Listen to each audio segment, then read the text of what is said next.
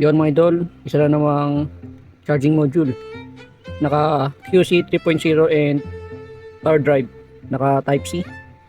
Tig-dalawa sila. Gagamitin din to sa ating ginagawang battery para maging power bank rin.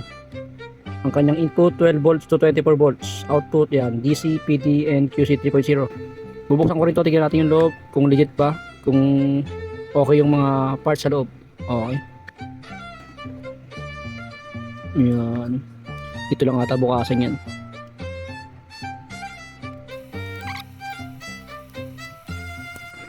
Okay, ito yung kanyang board sa likod.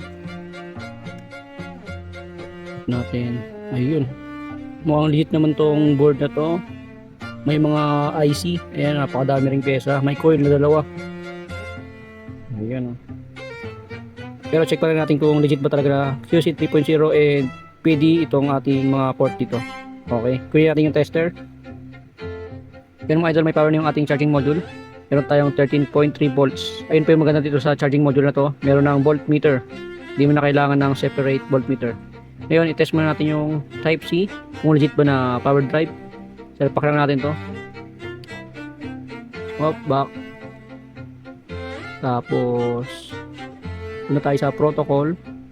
Click OK and auto test. Hold lang natin to.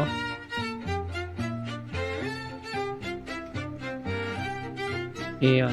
Ayan, lalabas na yung kanyang mga feature. Ang ganda ng kanyang feature. Oh. Legit na power drive.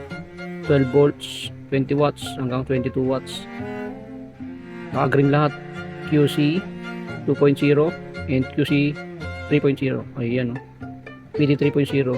Legit yung kanyang Type C. So, check natin sa kabila. Buti lang natin.